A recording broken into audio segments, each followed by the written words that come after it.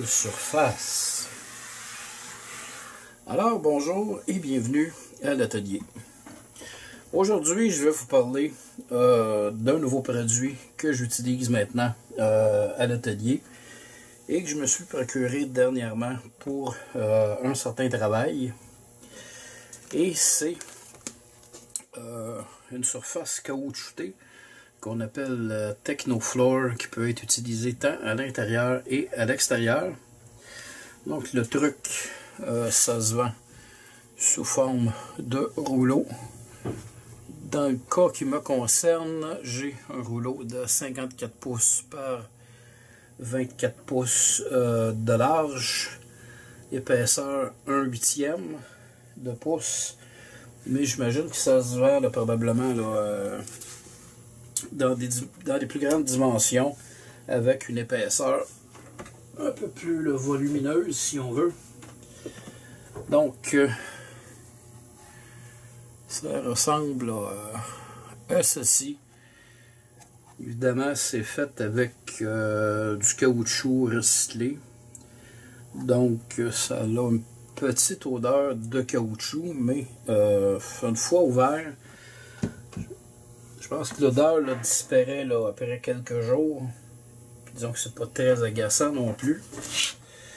Alors à quoi ça peut servir, entre autres, on parle ici des avantages du produit, qui peut servir comme produit anti-vibration, produit imperméable, donc protège le revêtement de sol contre l'usure, la graisse et la saleté. Dans mon cas, je vais l'utiliser, donc j'ai déjà une portion d'installée sur ma table de travail, étant donné que depuis un certain temps, notamment la COVID, disons qu'il y a certains travaux que je faisais ailleurs, que je fais dans mon atelier, bien que je sois limité en raison du fait que je suis à l'intérieur d'un édifice résidentiel. Donc ici, pas question d'utiliser la soudeuse électrique, de passer du grinder, des trucs trop bruyants pour pas déranger les locataires de l'immeuble. Alors, on continue. On dit que ça peut servir également de matériau anti-fatigue. Je vais vous montrer ce que j'ai fait par rapport à ça tantôt.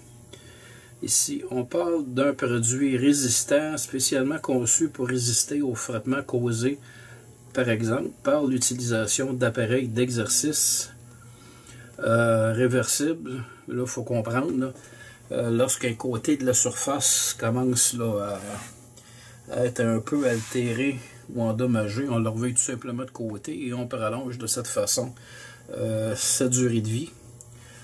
On dit qu'il est sécuritaire et antidérapant, ça je confirme. Sa charge rapide, facile à tailler, je confirme également, facile d'entretien.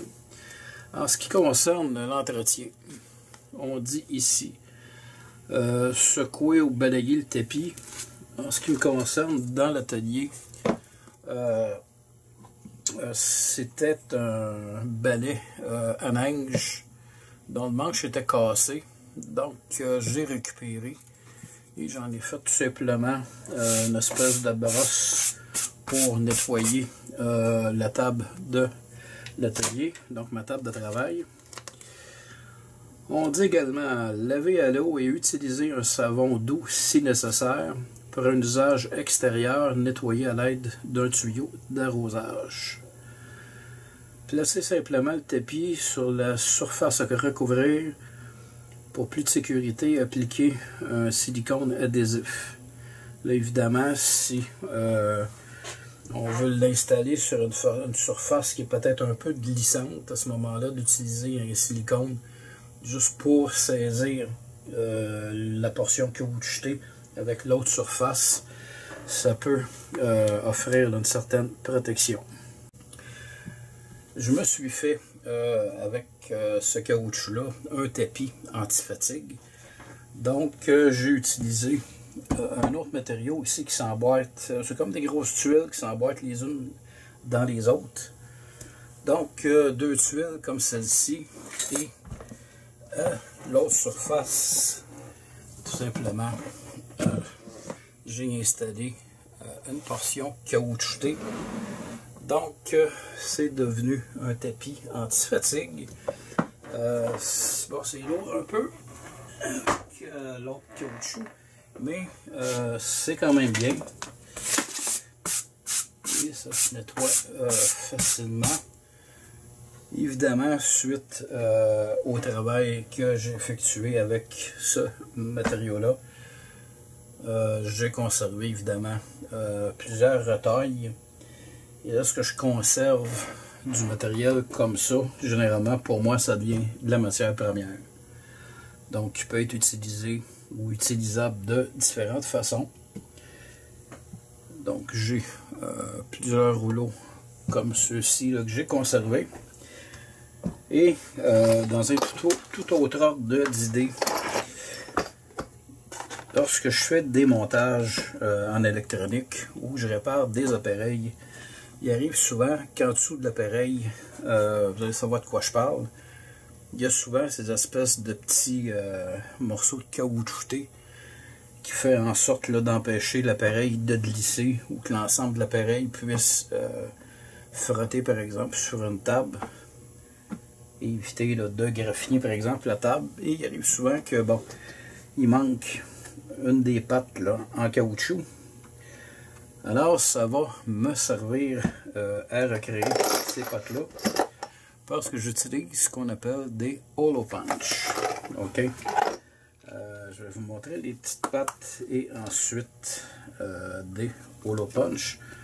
Donc c'est des petites pattes comme ça ou des petits patins, peu importe comment on peut appeler ça, que j'ai coupé pour mettre sous des appareils. Donc je viens simplement coller ceci sous différents appareils. On va mettre ça dans une petite boîte. Ça, c'est des trucs restants. Quand je parle d'hollow punch, bon, évidemment j'aurais pu montrer les autres, là j'en ai d'autres ici. Donc on va prendre le plus gros, tiens. Ce sont des couteaux en fait. Et ces couteaux-là vont me permettre de prendre un morceau dans une pièce comme celle-ci. Alors j'aurai tout simplement à placer la surface droite, placer par exemple mon couteau ici, et je vais venir frapper sur le dessus avec le marteau et je vais tout simplement découper une rondelle à l'intérieur de mon caoutchouc. Donc j'en ai de différentes grandeurs ou grosseurs. Alors je peux couper des caoutchoucs de différents diamètres pour remplacer sur des appareils comme j'expliquais tantôt. Alors c'est une façon pour moi de recycler du matériel comme celui-ci qui peut évidemment servir à toute autre fin. Évidemment c'est du matériel qui est anti-vibration. Ça peut servir lors d'une réparation quelconque, peut-être sur une machine, dans une voiture, j'en sais rien. Évidemment, c'est des liquides, il y a des liquides ou de l'huile même qui coule là-dessus. Ça passe pas au travers, donc c'est lavable. Évidemment, je me suis gardé une autre portion que je vais rajouter là-dessus lorsque j'utilise ma perceuse à colonne. Évidemment, lors du perçage, je mets de l'huile, donc il y a de l'huile qui revole un peu. Donc ça va tomber sur mon tapis. Et à la limite, là, je me propose de développer un truc là, justement pour récupérer ces espèces d'huile-là. Parce qu'ici, je vais essayer de faire en sorte que ça s'étende le moins possible. Alors ça va me faciliter grandement le travail.